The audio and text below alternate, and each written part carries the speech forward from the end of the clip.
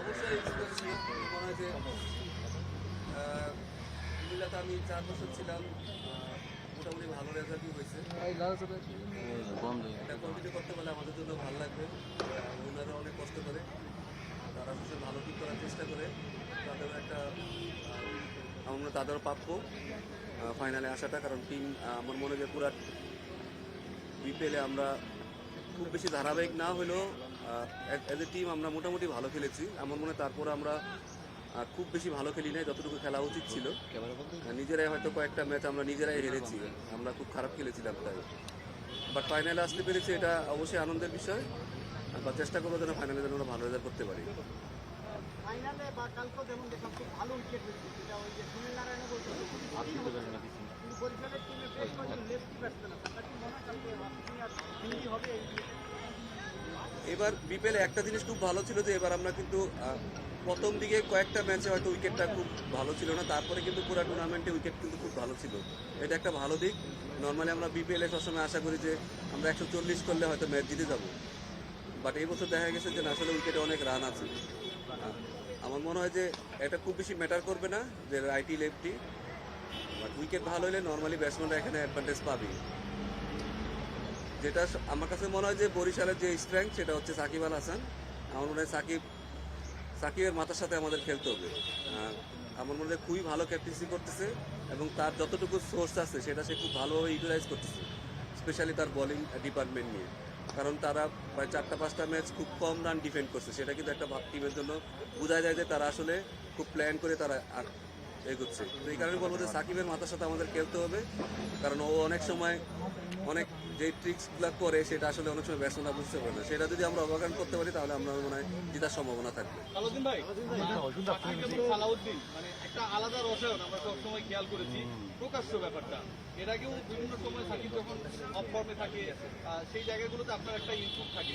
সাকিবকে আপনি খুব ভালো করে চেনেন, আবার আপনার মস্তিষ্ককেও সাকিব খুব ভালোভাবে জানে। এই দ্বৈরথটাকে কিভাবে দেখছেন? আমি তো আর মাঠে খেলতে পারবো না, তো খেলবে সাকিব, মাঠে খেলবে, আমি বাইরে থাকবো। মাঠের ভিতরে আমাদের ছেলেরা যদি সেটা আমার মধ্যে সেটা অনেক কাজে লাগবে। এবং ইমরুলও খুব ভালো ক্যাপ্টেন্সি করতেছে।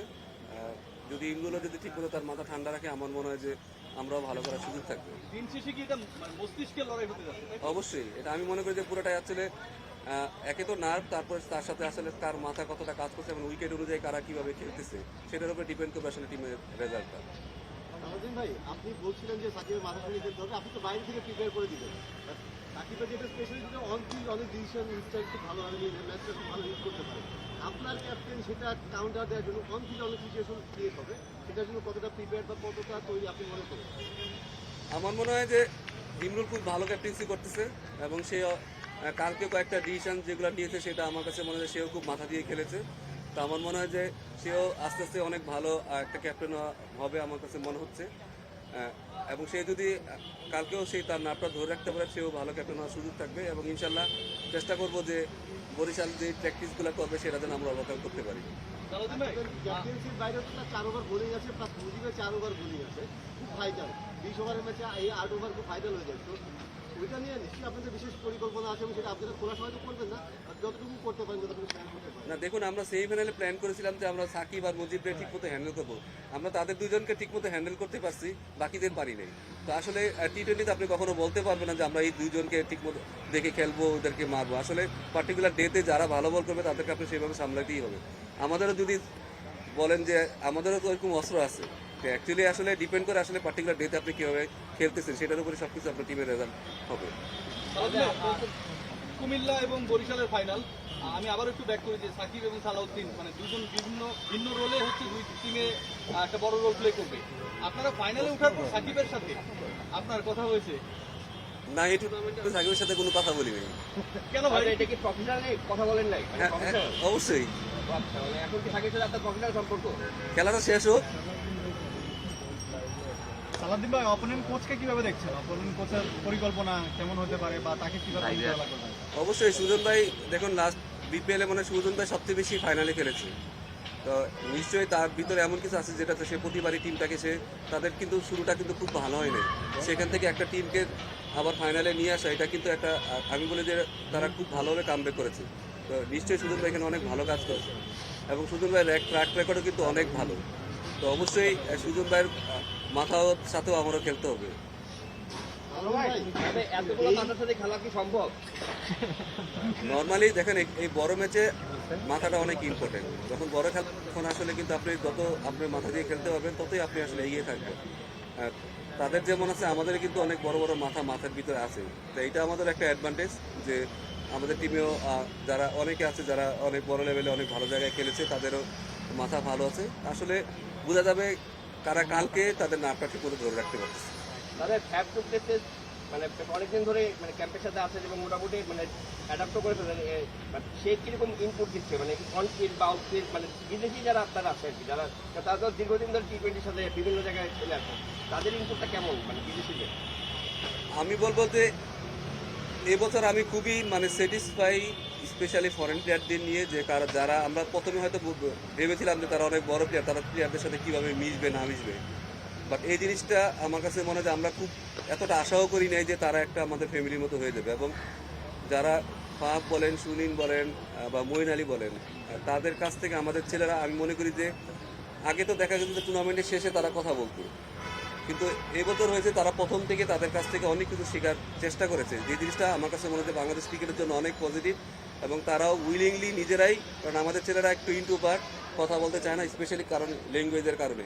তারা যে কথা বলতে চায় না তা না, বাট তাদের ল্যাঙ্গুয়েজের ব্যারিয়ারের কারণে তারা হয়তো কাছে যেতে চায় না। বাট সুনীল, ফাফ বা মঈন এরা যখন ছিল তারা কিন্তু তারা নিজের থেকে এসে ছেলেদের সাথে কথা বলছে, ছেলেদের কাছে শিখিয়েছে। তো এই জিনিসটা আমার কাছে খুব ভালো লেগেছে, যে স্পেশালি আমরা টুর্নামেন্ট জিতি বা না জিতি, বাট ছেলেরা তাদের কাছ থেকে অনেক কিছু শিখতে পারছে, সেটা আমার কাছে অনেক বেশি পজিটিভ মনে হয়েছে। গেইল তো তার ফার্স্ট হয়ে গেছে, তার টাইমটা আসলে এবং এই টুর্নামেন্টে খুব বেশি ভালো করতে পারেনি আসলে। বাট বিপিএল এর আগে দেখা গেছে যে ফাইনালে বা বড় ম্যাচে তিনি ভালো খেলে থাকেন। তো মানে যেটা হয় যে একটু আড়ালে আছে, হয়তো ওইভাবে লাইন লাইটে নাই, নজর হয়ে পড়ে থাকে না। তো আপনারা কি ভাবছেন? দেখুন, আমি সবসময় মনে করি যে আপনি টিম জিততে গেলে আপনাকে আসলে খুব একা ম্যাচ জেতানো আপনার কাছে খুব মানে অসম্ভব। বড় ম্যাচে বড় প্লেয়াররা জ্বলে উঠতে পারে, এটা সবাই নর্মালি স্বীকারও করে। স্পেশালি আসলে আমাদের কারণই আলাদা করে কোনো আসলে প্ল্যানিং নেই। আমাদের চেষ্টা থাকবে যে পুরো 11 জনকে নিয়ে আসলে প্ল্যান করা, এবং সেটা যেন আমরা ঠিকভাবে এক্সিকিউট করতে পারি, সেটার উপরে ডিপেন্ড করবে টিমের ব্যাপার। ফাইনালেও আমরা টপ অর্ডারে দেখতে পাবো? না, এটা তো আমি আপনারা কিভাবে বলি ভাই, এটা তো আমি আপনারা বলতে পারবো না। হ্যাঁ আপনি তাহলে সুমন খান অনেক কাজ করবে, সুমন খানের কাজ করবে।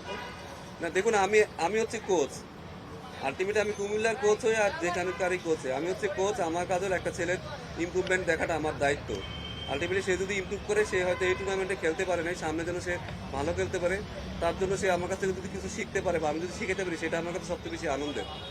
এখানে আসলে সে পারফর্ম করতেছে কিনা, সে কি মাঠে ভালো খেলতেছে কিনা, সেটা আমার কাছে খুব বেশি মুখ্য না।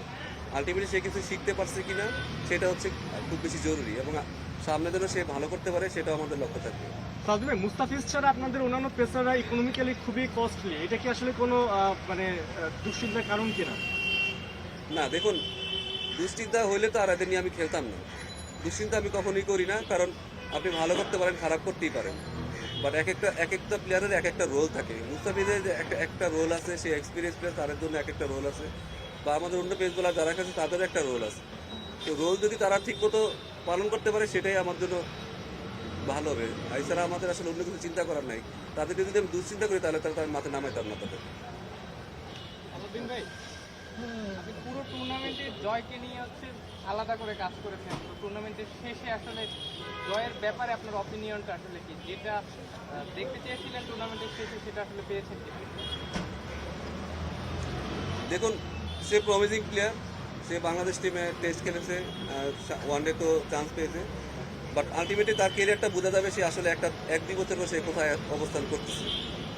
নতুন কোনো ছেলে আসলে তাকে নিয়ে আমাদের লাফালাফি করারও কিছু নাই। তার ইমপ্রুভমেন্টের অনেক জায়গা আছে, সে কন্টিনিউ ইমপ্রুভ করতে থাকুক। তার যদি ডেডিকেশন থাকে, তার যদি ইমপ্রুভ করার ইচ্ছা থাকে, তাহলে আলটিমেটলি সে একটা ভালো জায়গায় যাবে। প্রতিভা অনেক ছেলেরই থাকে আমাদের দেশে, প্রতিভা এবং প্রতিভাবান ছেলে আমাদের দেশে খুব তাড়াতাড়ি সুযোগ পায়। এবং অনেকে হয়তো সেটা ঠিকমতো কাজে লাগায়, অনেকে ঠিকমতো কাজে লাগায় না। আলটিমেটলি আপনি যখন আরও 1-2 বছর পর যখন ক্রিকেট খেলবে, তখন তার ভিতরে কিন্তু দর্শকের চাপ, মিডিয়ার চাপ বলে সব চাপ কিন্তু তার উপর আসবে। এখন কিন্তু তার উপর সেইভাবে আসবে না। ওইটা সে কীভাবে হ্যান্ডেল করতে পারে, তারপরে ধরেন টাকা পয়সার ঝঞ্ঝনানি, সেটারও হ্যান্ডেল করার তার শিখতে হবে। তো সব কিছুতেই আসলে তাকে কিন্তু অনেক কিছু তাকে এগুলো পার করতে হবে, তারপরে সে বোঝা যাবে সে আসলে কোথায় যাবে।